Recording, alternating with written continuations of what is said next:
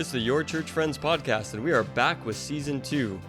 Join us as we sit down with some of our church friends to discuss these topics and more. What is worship? Can I trust God? How should I study my Bible? And popular Christian catchphrases. It's season 2 of the Your Church Friends podcast. Our church friends. Enjoy.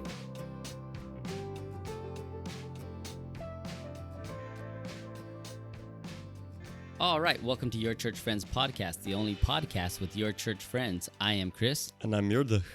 We are here on season 2 and joined by our good friend Ralph Ruiz of the Ruiz Empire. Hey, what's going on, guys? How you guys doing?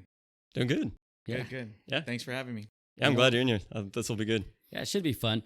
So what we're going to talk about today is how does God talk to us, and also like signs, dreams, and all that other stuff, and how that correlates biblically, and how Christians should really look at that stuff. So to start us off, have a game, since we're talking about talking and God talking to us, about listening. And this is 17 subtle signs that you're a bad listener. So I'm going to start with Ralph and see if you want to guess one.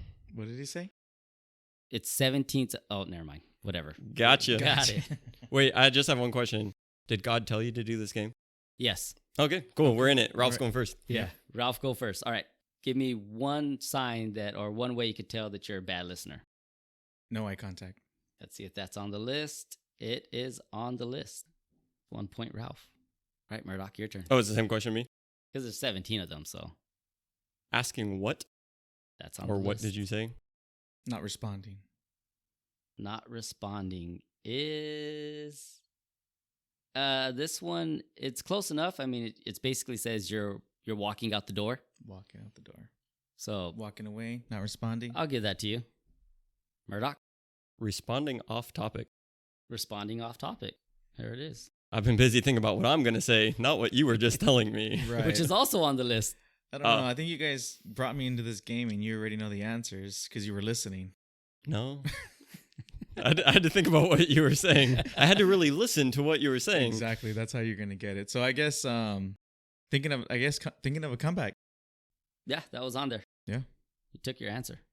I mean, I gave it to you. Another sign that you're not checking your phone or busy doing something else. Distractions on there. Yeah. All right, 2 more, Ralph. So far, it's 3-3. Distractions, he said. So I mean, walking away was the same thing as ignore. Huh. It's hard. I think like after those major ones is like not showing any respect, being disrespectful. Got anything? I think we'll pass to Muireadhach. Pass to Muireadhach. All right, Muireadhach. Is this signs to myself that I'm not listening or something that somebody else can pick up on? I would assume someone else can pick up. Okay. Not doing the thing of whatever was talked about? I can just picture my dad like, hey, go take out the trash. And then he comes back an hour later and is like, you weren't listening to me. Sorry, Dad.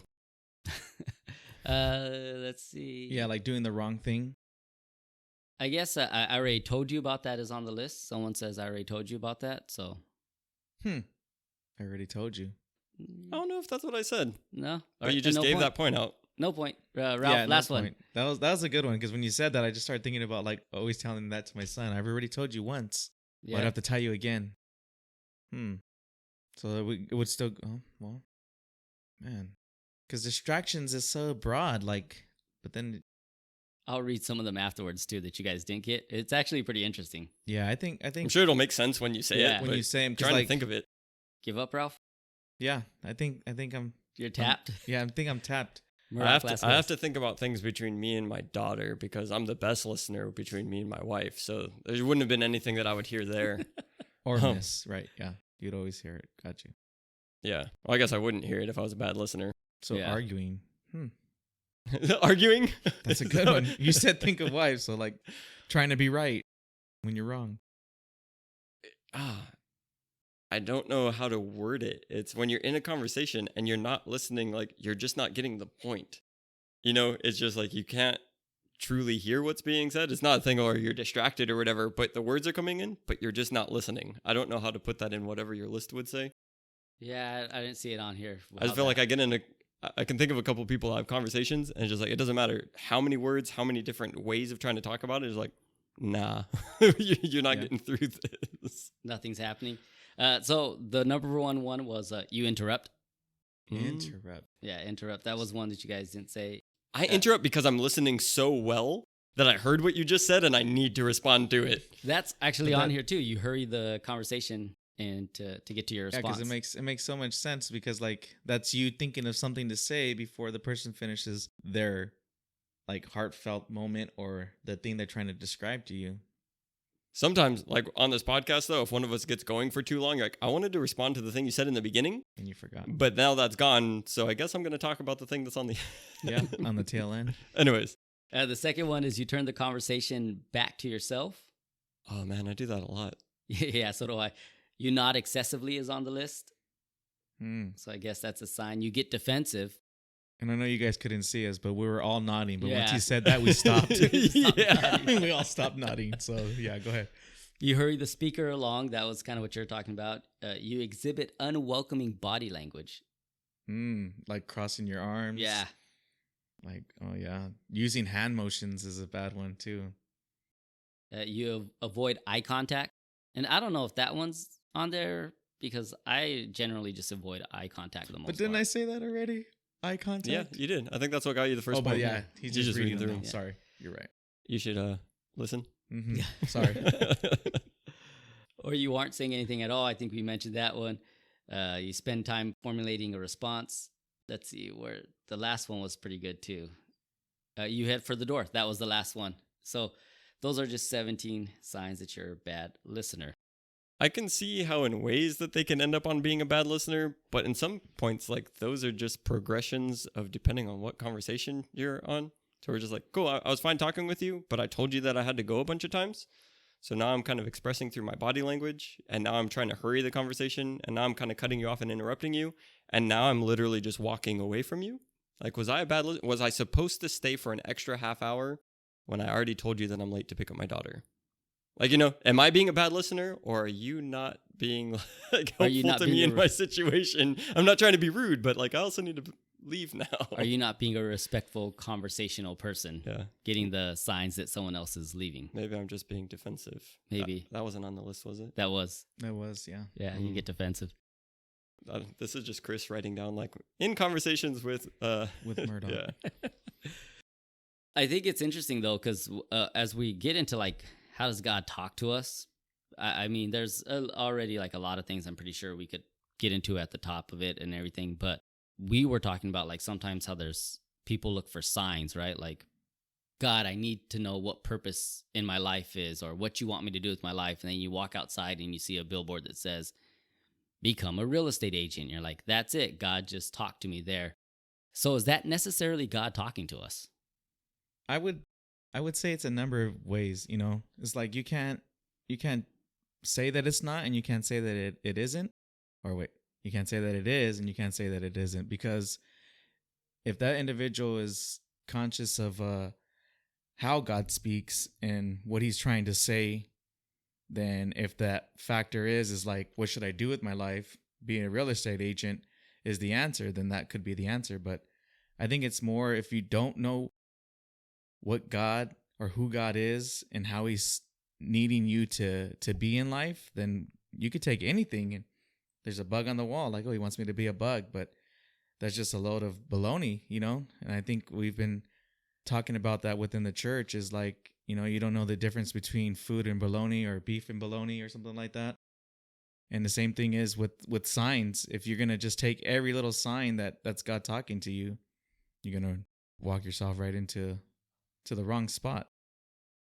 Yeah, I hear what you're saying, that you can't say that it is or it isn't, because if you're going to come from, God can communicate in any ways that he wants. And we see that throughout the Bible, God communicates in a lot of different ways.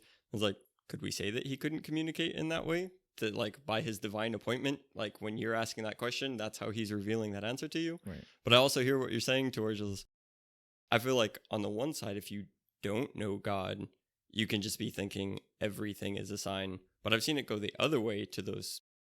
All I can say is the hyper spiritually aware type of Christian, to where everything becomes a sign on that side as well. To where it's like, no, God's talking to me all the time. Like my clock goes off, the billboard happens, right. I get in my car, I heard this word multiple times, and it's just, is everything a sign?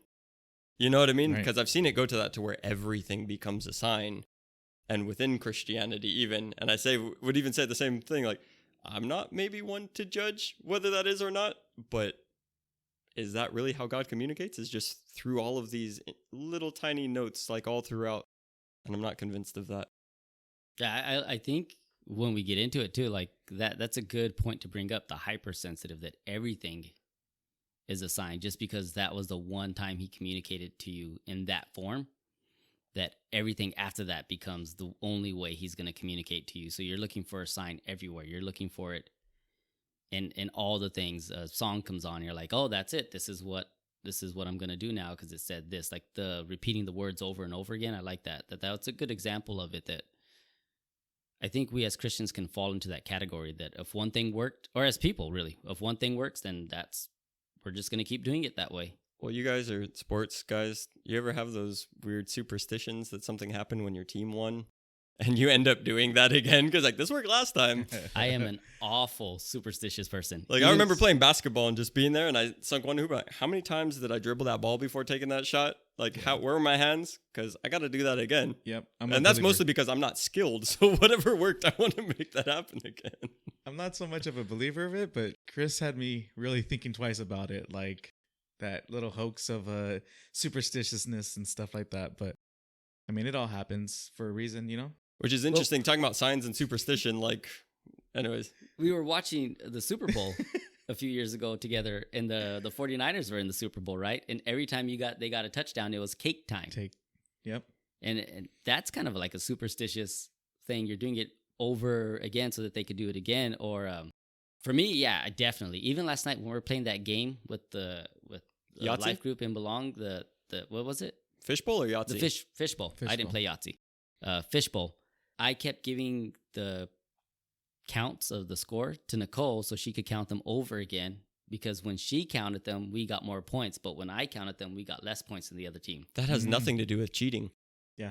Yeah. Yeah. No, it didn't. It was just like, I recognized that. And I was like, when she counts, we get more points. So I'm just going to give her, I don't know what she's doing on her end, but on my end. Is this confession time? It was a superstitious Chris isn't type a of thing. snitch. It's fine. Yeah. Don't worry. I don't tell on people, but Good. that's kind of like, I think superstitions fall into that idea that we can get caught up in those, that we get stuck in that loop. Because we shouldn't be superstitious. Right, but then that's what leads majority, and I'm speaking for myself, like that's what led me to live the way I did for so long, because it's like, okay, well, this is all that it is. You know, all the signs point to this and nothing else. I shouldn't be anywhere else. I shouldn't do anything else. This is exactly where I should be. And it wasn't until, like I said, until I came to know the Lord and really got a relationship with him, that I find out that I was reading the wrong quote unquote signs, right? Because it's like I believed the lies that were pretty much fed to me or basically laid out for me, that's as good as my life could ever become.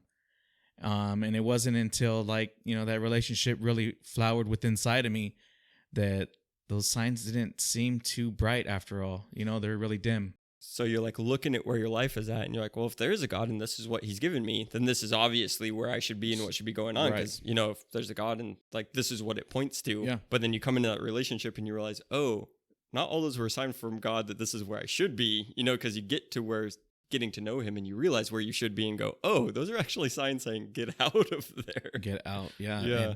And it's like, it's like been in many times where it's just like, all right, God, you know, even when I didn't know him, I would turn to him, and I always looked at him like a genie. And I know this has been used before, but it's like, rub the lamp, ask for forgiveness, get me out of the situation, give me a sign, right?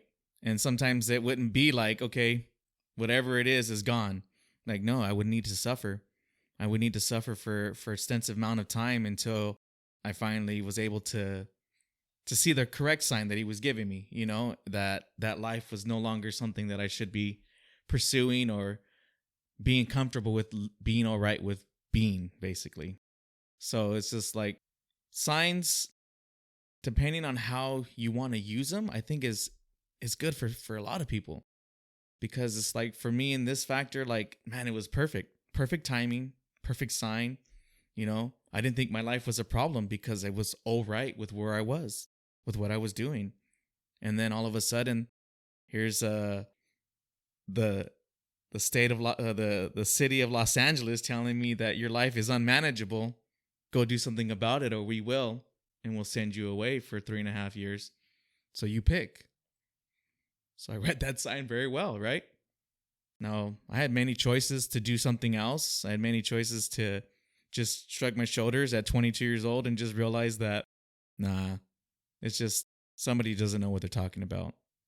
And then to take that moment in time and just to really see that sign and then see me.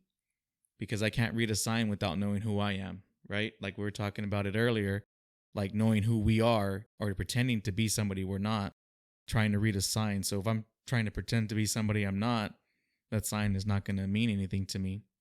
But if I look at myself and see that, you know what, maybe just that little bit of destruction is a good reason for me to change.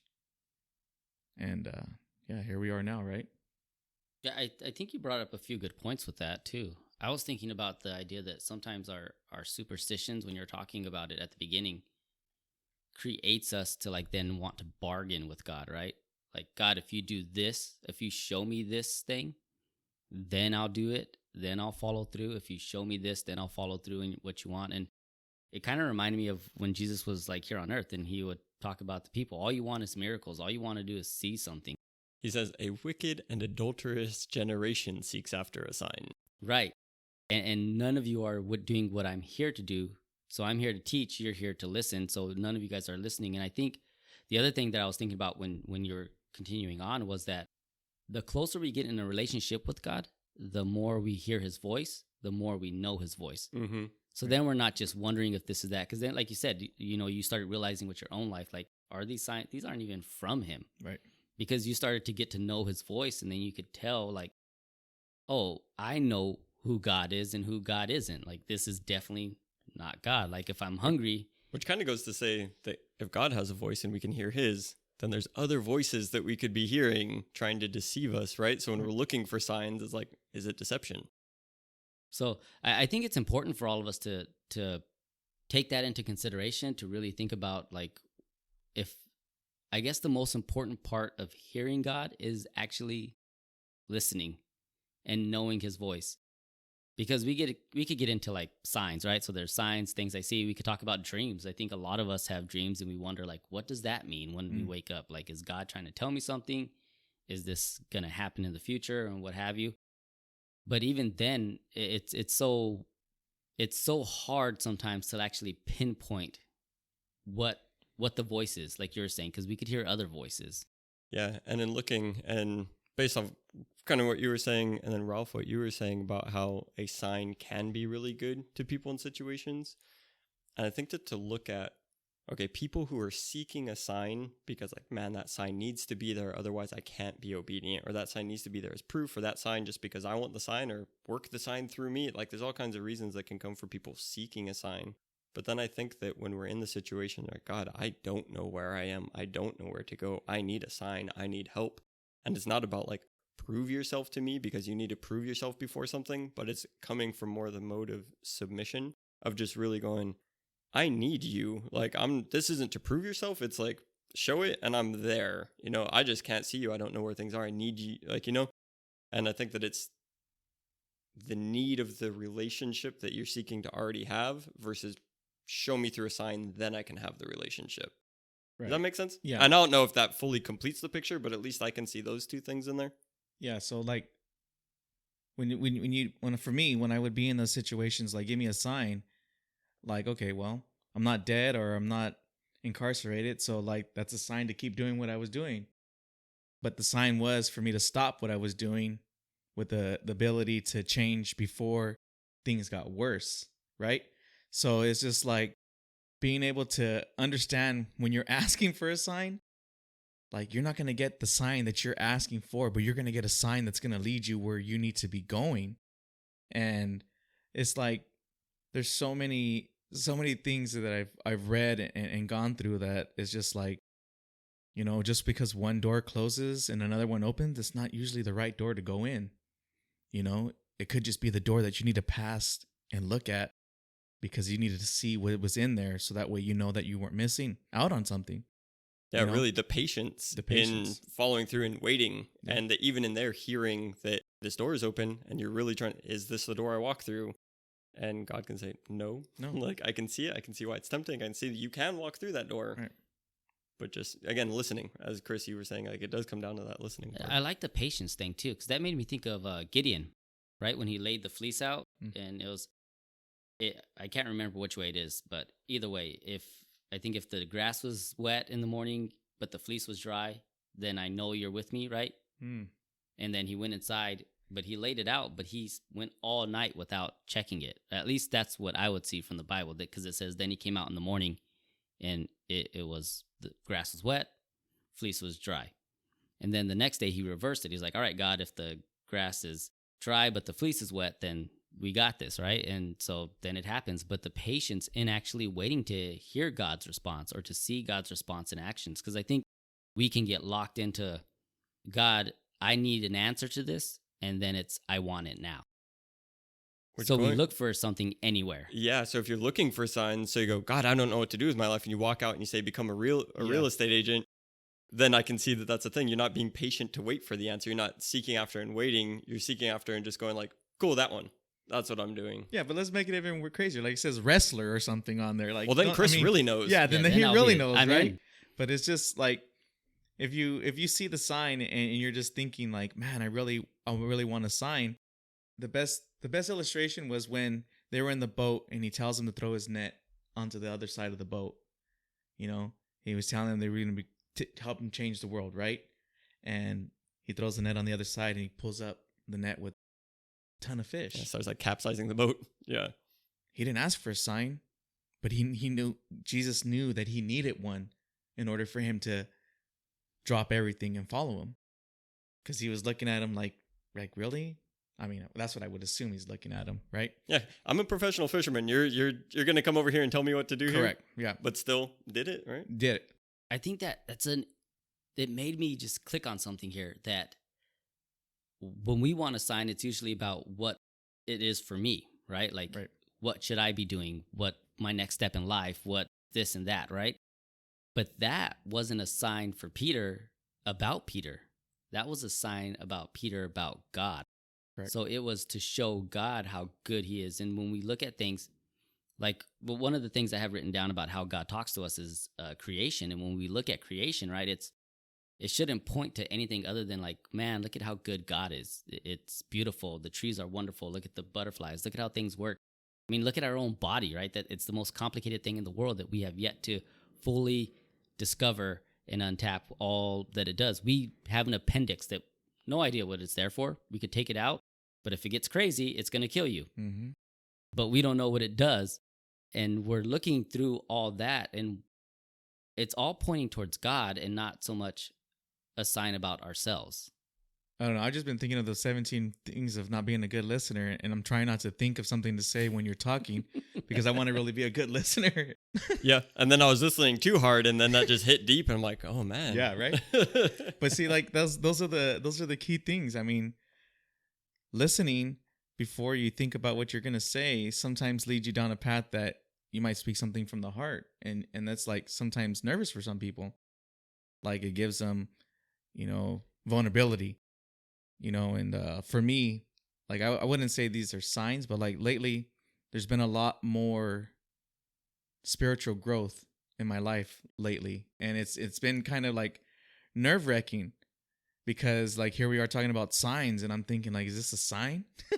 is this something that's pushing me into getting out of my shell, out of myself? Because like, just the other day, they had me record here in the church for Daring Faith Daily Devotion. I said it right. And I spoke on basically not giving up. And it just helped me remind me of like how I was speaking earlier, is like making choices to accept those signs, and not give up on the path that I'm trying to stay focused on today, feeling very, very what is that word that I'm looking for? Like feeling adequate, feeling proud of the decisions that I've been able to make. Like there's just been a number of things, because my life, and it's, this topic is like, my life for me has been only signs that's led me to where I'm at today. Like I was working at this job and they wanted to hire me full time. In order to be hired full time, I needed my felonies that I had expunged. All 3 of them got expunged. In order to be hired on also for full time, I needed to have a high school diploma.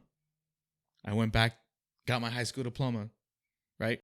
If I wouldn't have got to those points in my life where they were like, here, you need to do this in order to do that, or you need to do this in order to get to this point, I would have just been comfortable. I would have still had those little character defects of being comfortable with what I had because it wasn't what I had.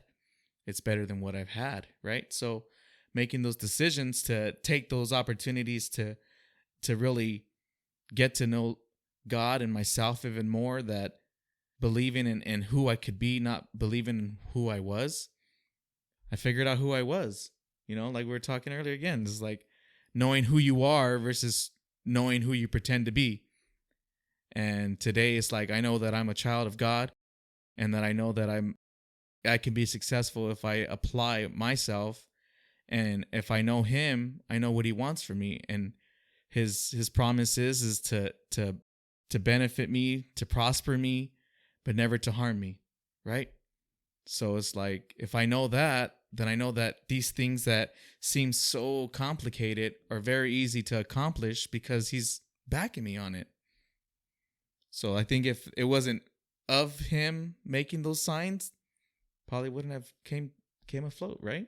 So taking what you were just saying, just the personal application to your life, and how you were talking Peter earlier, when like, okay, he threw the net over and then got it, and you were saying that God doesn't always give you the sign that you're necessarily asking for or seeking for, but he'll give you the sign that you need.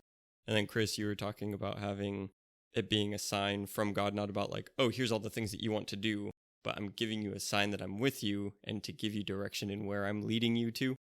And to bring those things together, it's where it gets hard for me, because hearing your story, Ralph, and just, man, those felonies need expunged, and then they're getting expunged. Like, I would take that as a sign that God is saying, yes, come up out of that life. I'm with you. I'm blessing you, and there's that there. And I have a testimony of the same, of God coming in and doing things like that to where, like, wow, my life is so much different, and I'm not deserving of his blessings and of, these signs, the signs of his blessing. I don't know if that was off the top of my head. I'm not sure if that'll make full sense, but edit it, Chris. Nope. But but what really gets me with things like that is when looking for the positive signs, is that when those quote unquote positive signs aren't there, that, oh God, you're with me because, as you said, you're here for my benefit, and there's prosperous, and like God seeks that. I can't help but think of the 1900s and all of the horrible stuff that happened there, whether it was the concentration camps in Germany, the gulags in Russia, all the stuff that was happening with Japan, just like all of, right, in Italy, just so much death, so much destruction, so many people seeking after God. And like, that person in that concentration camp didn't get that sign that like, oh yeah, your felonies got expunged. Right. They didn't get that pass to like, oh, you get to come up out of the camp. Didn't mean that God still wasn't God. Didn't mean that God still, like, and that's what really gets me, when there's the seeking of signs and like trying to find the importance of where things are in everything. Because people were born in those concentration camps, and some of them were born there and died there, went in, never came out, and there's just different stuff to where it's even reading through the Bible and you're going like, well, here's how God like did signs and stuff there. It is a struggle for me when I just really take what I know of reality and try and not measure it up against it, but say, how do I make sense of it? Because when I can see that they went through the concentration camps and God was still God, God was still loving, God still had all that, right? Then who am I to think that I am deserving of some kind of like, God, you need to come in and like show me that you're moving in a way? Because put my life, my comfortable life of 2021 America versus that, right, I'm not really needing of a sign. Like at this point, I'm just needing to take what it is that he's already revealed and be faithful to that and seek to know him more. Like, what more of a sign do I need? You get what I mean? Yeah. No, that's granted, at times I definitely seek for signs. The only reason why I'm at this church as a pastor is because I was in one of those moments, kind of like Chris was saying with Gideon. I was like, God, I need signs. And he laid out a couple of them. I was like, okay, I'm going to go in that direction. I'm going to talk to my business partner, close out the business to let him know that, God's got me headed towards the church and what that is. And that was a year-long process.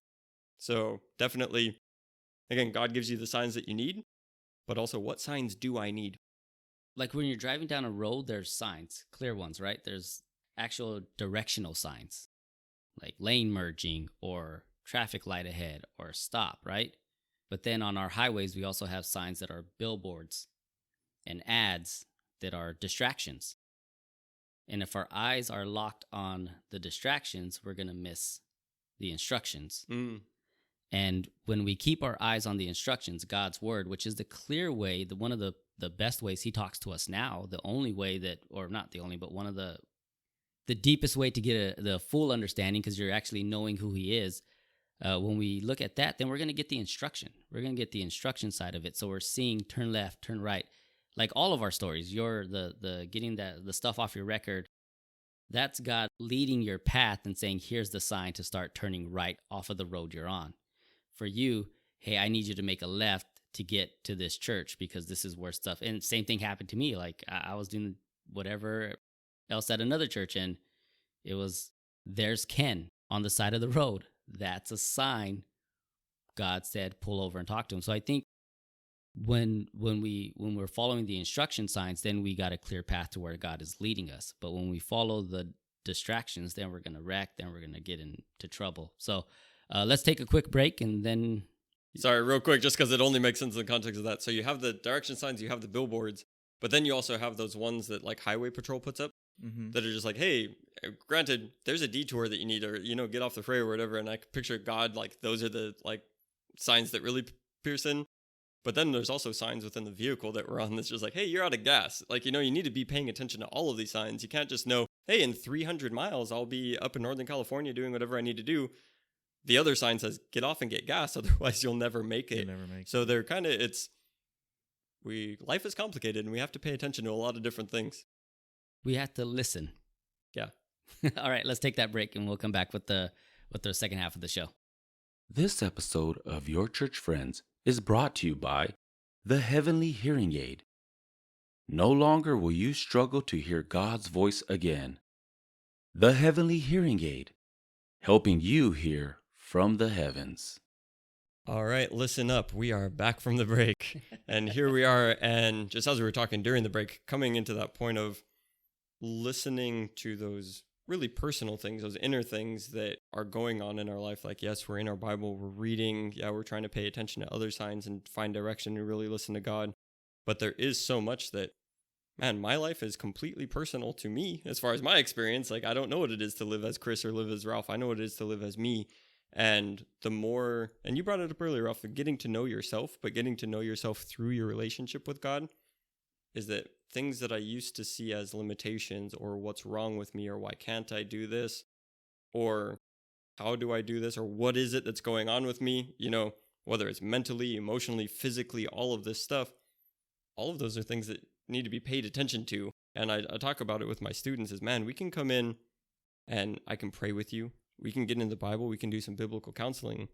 But if you are getting like 2 to 3 hours of sleep a night, all that you're eating is fast food, you don't exercise at all, like all that stuff, right? Your body, you will immediately, like, you'll have a foggy brain. You won't be able to concentrate. You'll be experiencing all kinds of bad stuff. Anxiety and depression start coming in from that. It's just like, let's pay attention to those things. Like, your body, you have these different, as we're talking about signs, like your body's giving you signs, your emotions and your thoughts are giving you signs. Pay attention to that, because I don't want to say it doesn't matter how much we're praying or reading our Bible, like that won't fix those other problems. You need to actually make some changes and apply those things. Yeah. So I think that as we're looking at signs, there is, God built us to be in relationship with him, and we're not just a spirit inside of a body. We have a physical body, right, with emotions, with thoughts, and with everything. So to really hear how he's talking to us through all of that and how we can love him with all of that.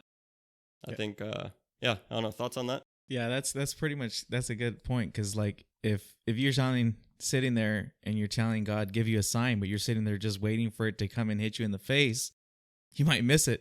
You got to get up and do the work behind it in order to get to where you need to be, where that sign is supposed to be leading you, because like what was this? I heard this one story where the guy was drowning. Yeah. Right? He's praying to God. And the boat comes. Nope. Don't worry. My God's going to come save me. Then another boat comes. Don't worry.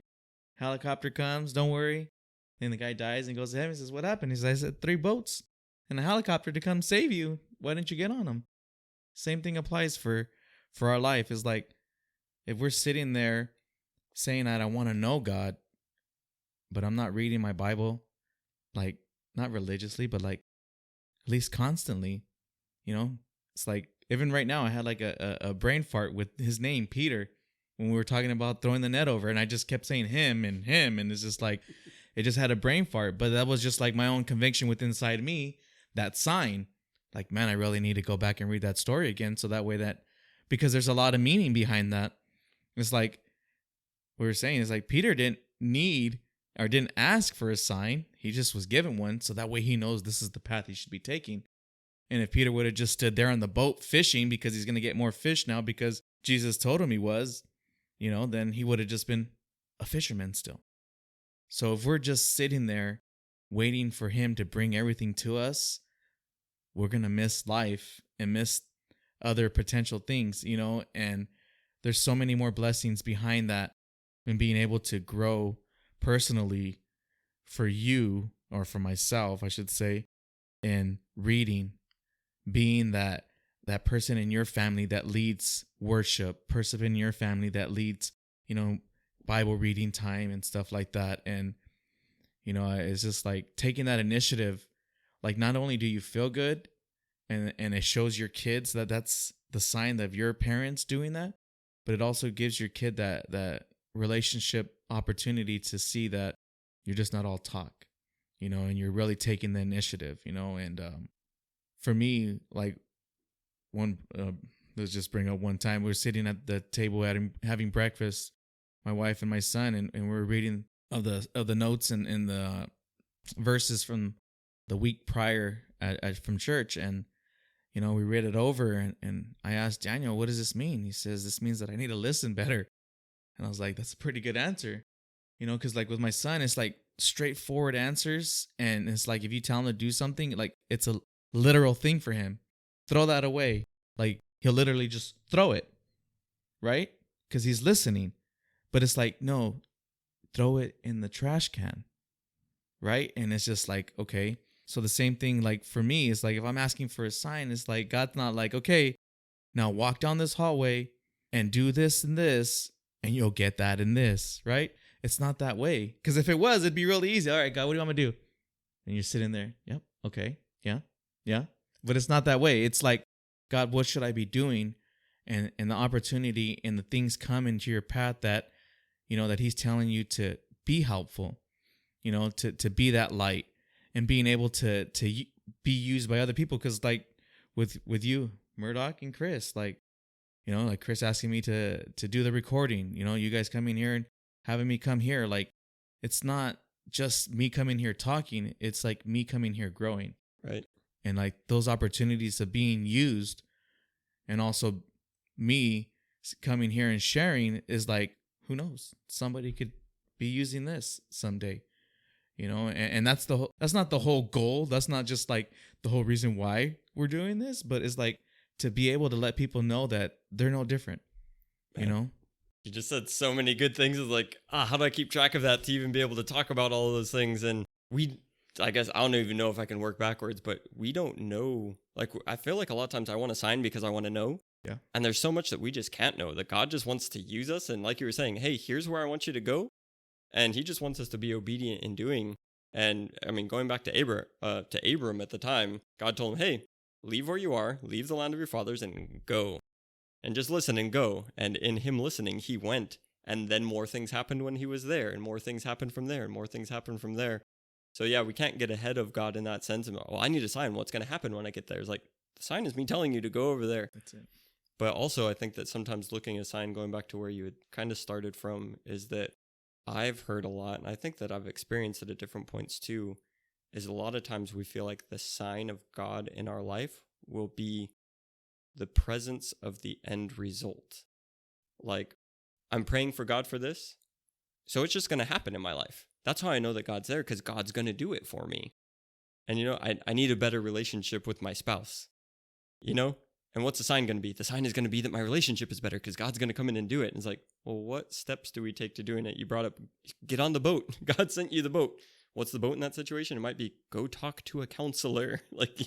Go talk to somebody. Go start putting in work towards it. That's your boat that God's sending to get you there. No, it doesn't look like my spouse is treating me nice. It's like, again, we're getting stuck on what we want the sign to be versus what it is that God, again, you said God giving us the sign. The one thing I really like the most when you were talking about Peter, and it just kept getting stuck in my head, and then I saw your brain light up, so I've been patiently waiting to talk. But so Peter hauls out all that fish, right?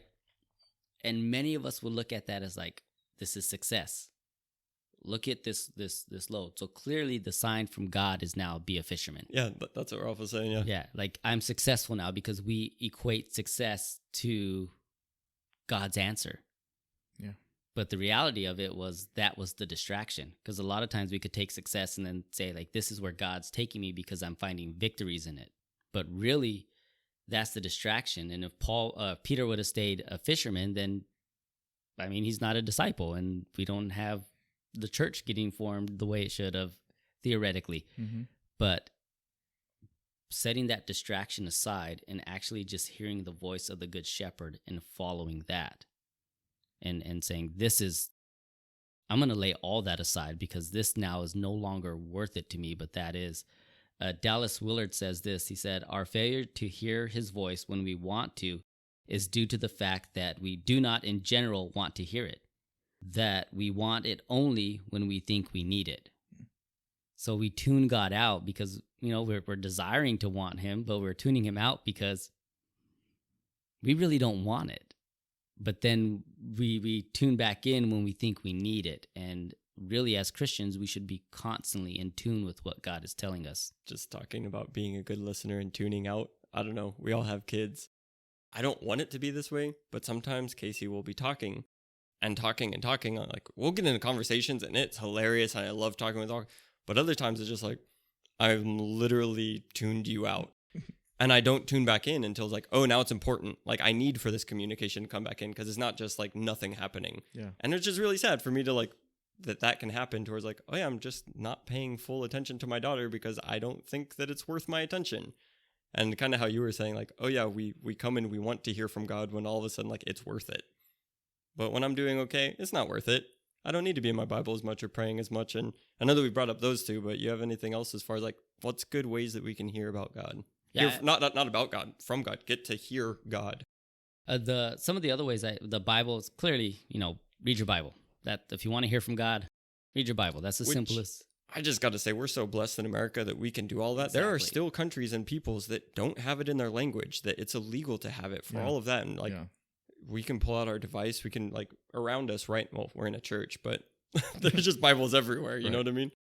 I think that even goes to what we were talking about yesterday, the rebellious comfort that because we have it and we're comfortable with it, we're just not going to do it. We take it for granted. But yes, read your Bible. Prayer is, I would say, another way God speaks to us. When we speak to him, he then speaks to us. But the important part is the listening. Other Christians to me is another way. And I say other Christians because I'm throwing in there pastors, anyone listening to podcasts, accountability people, or just other believers. And honestly, just people sometimes. It could be a non-Christian, and God could be communicating to us through that. And I got music on there. I think music is so important, and I think music can really hit the heart. For me, there was a song called I Don't Want to Go, and when I was battling with kind of this coming back into ministry life, there was a line in there about David wanted to build the temple, but he couldn't, but God said, that doesn't mean I don't love you still. And that was something I needed to hear. So through that song, God just hit the heart. Creation, I already mentioned, but circumstances also. God could use circumstances to get our attention. It could be that warning sign, or like you were saying, that big blinking sign, hey, listen up. So I think we do have a lot of how God does communicate to us. I think the important part, whether it's a sign, Bible, someone speaking to us, are we actually in tune with the Spirit and listening? And I think that through our conversing. I always want to say conversating. I don't think that's a real word. Through us speaking, so many of those have come out. I did want to come back to, because I remembered one of the things when I said, "Oh, you said so much things," and it really triggered a lot. How you're saying it's not just God coming saying, "Now go down here and do this and do this and do this." I've had experiences to where it is that clear, to where it's very much like, I need you to go to this place, or I need you to go to that person, or, just very, very clear. And when I've been obedient in those situations, it's like, oh yeah, like this is entirely God arranging for this thing to happen. One of them, I don't know if I shared it on the podcast. I might have. I know that I've talked to Chris about it and talked about it up in Belong. But one night I was like, I got to go clear my head. Put on my running shoes, which is crazy because like I don't like to run at all. Like running is evil. Get on. I'm going to start jogging. I'm just going to do my once around the block. Just like I got to get out of the house and clear my head. Start running. I just feel God like, no, you got to keep running. And for some reason, right at the beginning, like I just thought of the mall that like, I don't know how far the mall is. I don't go to the mall. I've been there like 3 times. It's near the house. I was like, that's weird. That just came to my mind. I'm like, I'm not running to the mall. That seems far. Keep running. I'm like, I'll turn around here. I just felt God tell me like, no. And I'm tracking the run on my watch just to see how far I'm going. And when I track, I'm like, a mile should be good. I just felt the Spirit come on, 5 miles. 5 miles there. Again, hate running. This is the worst thing ever. But just as I'm running music, I'm listening to music. I'm singing. God is just speaking through the whole situation. I get right to where it says 5 miles and I click stop on my watch. I stop running. Right next to me is this woman. Right across the street is the mall. I'm at the mall. I stop at 5 miles. There's literally a woman right next to me. I'm like, okay, God, like, what do you want me to do now? It's like, there was no answer to it. The answer was, why do you think you're here? Talk to this woman. I was like, how am I going to, like, this is weird. So she has her AirPods in. I'm like, excuse me. She takes them off. And I was just like, sorry. I know this is completely weird, but I didn't know what to say. I was like, do you believe in God? And I just started there. And we walked for the next 45 minutes talking about God. She was talking about where she was at with stuff. And just God needed me to go and talk to her. And it was just one of the craziest experiences. And those things happen to where it's just like, God, there's a specific spot, or go and talk to this person, or things like that happen that I think he does do that. I would love for that to happen more often. Like I could count on both my hands how many times that's happened. But yeah, the rest of it isn't that. But I think that those things do pop up and it can feel weird, but it's there. Oh, and then the other thing that we didn't bring up with signs is that just straight up miracles. Yeah. And I've been on the receiving end. I've been healed miraculously. It was here at this church. They poured oil over my head and all the elders prayed over me, and something that like I was dealing with for years medically, God healed. So it's just like, I think that qualifies as a sign. And that happened when I was not pursuing God. Like that was in my early teens and like I was not headed in that direction, but God still was just like, hey, like look at me. And that's something that is a huge thing of faith in my life, to know that God is there and that he can perform these signs and miracles. I had mentioned dreams, and it when you were sharing your story, it clicked. One of the stories that my dad tells a lot is I was like young, maybe 6 or 7, if that. And the night before, he had a dream where I pulled away from his hand, or we went to cross the street, and a car came and hit me. And that was his dream before that night. And then we're walking somewhere, I don't remember. And as we're walking, the light changed for us to walk, so it was okay. And I went to walk, and for some reason, he just like, God told him, grab Chris's hand. So he grabbed me, pulled me back. Just like his dream, the car ran the red light and turned. And if he wouldn't have grabbed me, I got hit. So I know our God is so big. Communication to us can happen in any form, whether it's specific directions or just vague, like go this way and see what happens, or through dreams, or you go outside and you see something. It's like, that is God telling me. But I think the important part, the key ingredient to all of that is actually just being able to listen to God. And I keep bringing it back to that because I think when we're looking to hear from God, if we're not choosing to listen to God, I think the failure comes in. The reason we can't hear from God is because we're too busy. Or we say something to God and just say, we do like the thing said, we just walk out the door like, hey, God, do this. Or we're thinking of what to say next. We're not really actively listening to him. And I think for us as Christians, to actively listen to God is where we're going to start finding God's guidance and directions. And it's how we need to manage our lives. Yeah, it's like not only listening, but you got to believe, right? Isn't that a key to listening to somebody? Because if you're always telling wise tales and you tell me that my house is on fire, I'm not going to believe you. And it's just like, even if God's telling you, like, and I always think of the that Jesus literally told that, okay, you're gonna deny me 3 times, right? And you already know that that's gonna happen, but yet you do nothing to change it, right? When he said that one of them was gonna, turn on them, and he's like, if you know it was you, why wouldn't you change it? Because you're not believing in it. Like you're not thinking like he knows what he's saying, or you're not listening in the way that you want. You're choosing to listen how you want to hear it. Like for me, and the decisions I make is because like I'm choosing to listen to him the way he sounds, not the way I want him to sound. Right?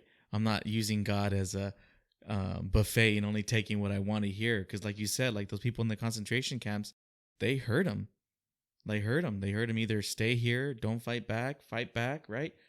And their decisions were just decisions, It's like, it's not only in the good stuff. And it's not, you got to take the bad with the good, because there's countless times where, I just didn't listen, and or I just didn't want to hear. And it always drove me to that point of not believing. And then the not believing is not seeing. And it leads you to that place where it's like you need more signs, and it's like you said, Muireadhach, it's not always about getting signs. It's about doing the right thing, right? And it's like those stories that you guys told. They're like, man, it's like, geez, it's like I'm glad that my God doesn't have me run 5 miles, right? That's how I'm thinking. Like, geez, man, good thing that he doesn't talk to me that way, because I'd probably be disobedient, right? But being able to hear him for... You wouldn't be. I know you. But you get... But my point is... No, I get what you're saying. Yeah, so my point is like, okay, I'm saying I would be disobedient because I'm so out of shape that I wouldn't want to run, or I have a bad hip. Like, no, I can't run 5 miles. But it's like, he's not telling me to run 5 miles because it's for my own health. He's telling me to get me to a certain point that I needed to be to talk to somebody, to help somebody, right? So it's like those things also apply within our life, right? Like holding somebody's hand is like same thing with our kids. Like my son, and I was raised very, very not unemotionally.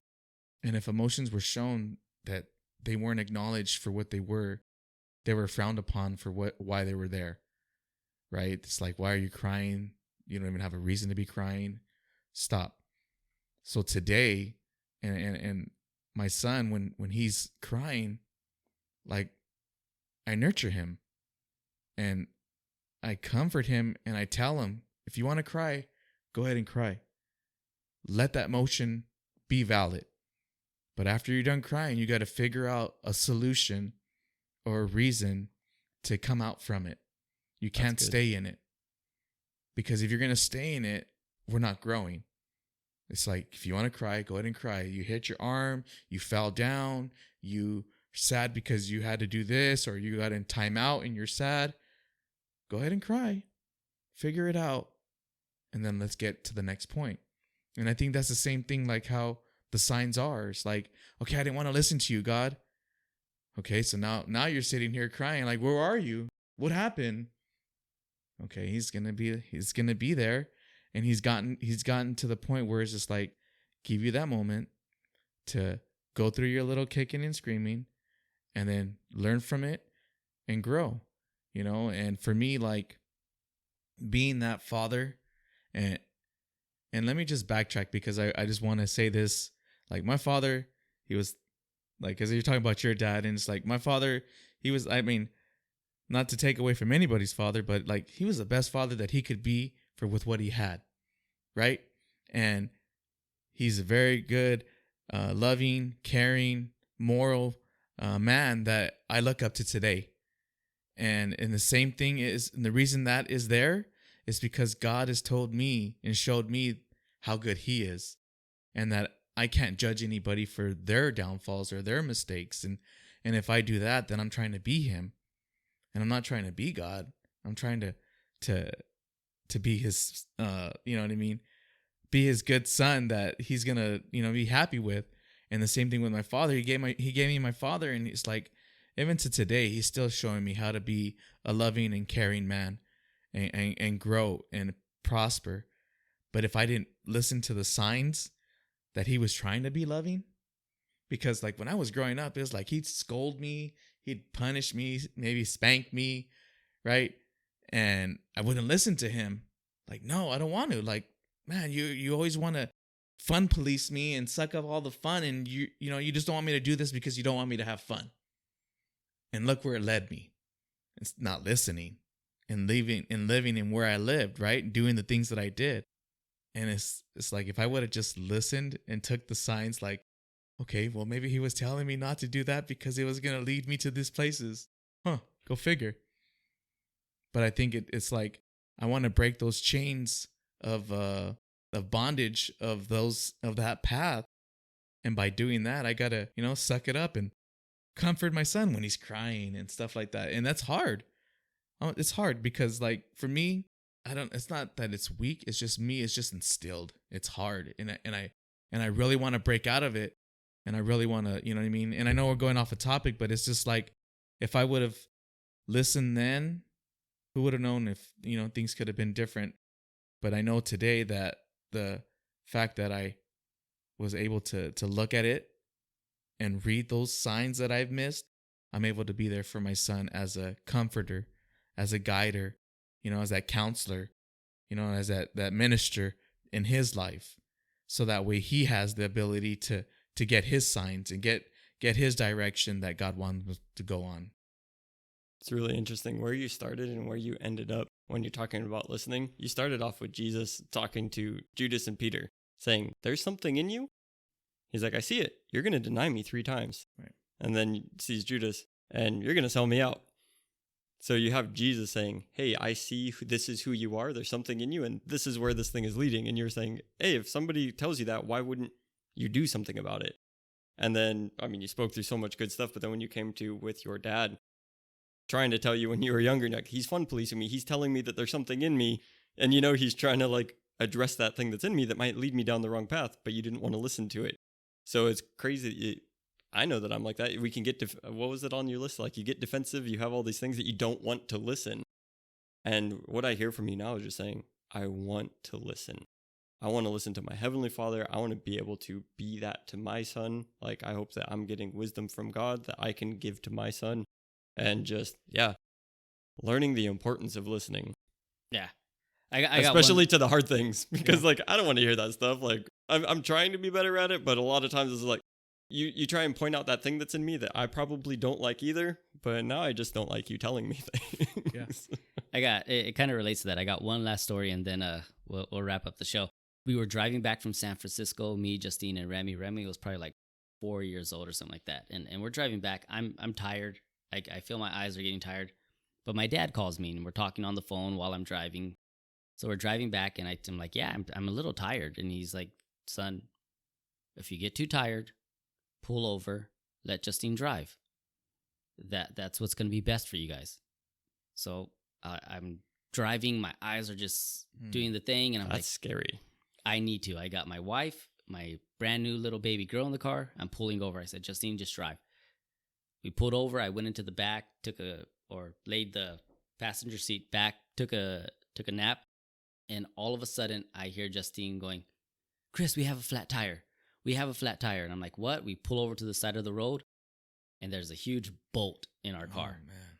So we're now like in Stockton, and we have to pull over and everything and get the tire changed at some random tire shop and pay whatever we have to because we're stuck in that situation. And I get back in the car, and I'm upset because if I didn't listen to my dad and I just kept driving, we wouldn't have got the flat tire. I know when we got the flat tire, when I pulled over to the side of the road and ran over some huge bolt on the side of the road.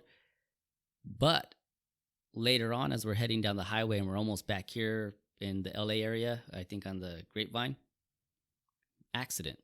Who knows that time pulling over, flat tire, wasn't a cool thing, but that time stopped, that 30 minutes getting it all changed, prevented us from getting into something worse. So I always tell my dad now, like, I'm not going to listen to you because of that story. but I listen to my dad still because there was wisdom in his words. Yeah. And I think it goes for us with God too. Like sometimes he tells us, hey, pull over, and the best thing doesn't happen, but it prevents us from getting into another horrible circumstance. And ultimately, whatever way God communicates with us, it's really to reveal his love for us, that he cares for us. He knows what's best for us, and he wants what's best for us. And he's just trying to guide us there. So this has been really cool. Unless anyone wants to say something before I wrap up. I always want to say something. Trust. You're saying it's about love, but it's about trust. You talked about, like, man, if somebody's always telling you stories and all this stuff, you're not going to trust them. You're not going to believe them. Right. When it comes to hearing from God and like whatever kind of sign we're looking at, which obviously we're all saying like, hey, like pay attention. Don't just throw all your eggs in the looking at a billboard basket of like, this is how God's going to reveal. But to come down to, we want to be able to listen to God because we can trust him with absolutely everything. That he's trustworthy with all of his wisdom, with everything that he'd reveal to us and what he'd give to us. He's good in a way that we're talking about earthly fathers. God is perfect as a father. And that comes down to trust. We can listen to him and follow through on it because of the trust that's there. I just really wanted to bring that in. I think that's really important. As you said, like, oh, I don't want to listen to my dad. But actually, I'd listen to my dad because, yeah, if you're tired, pull over because it's crazy dangerous. But in all things, I think that, and you can hear, but then we follow through on what we're hearing because we can trust them.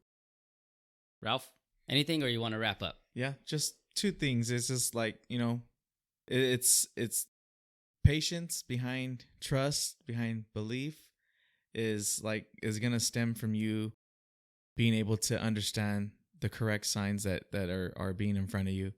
Like me and my wife, we were really adamant on trying to have a baby 2 years ago or last year. Then this whole pandemic took off, and at first we were kind of, shaking our fist at God, like, how could you? Why aren't you?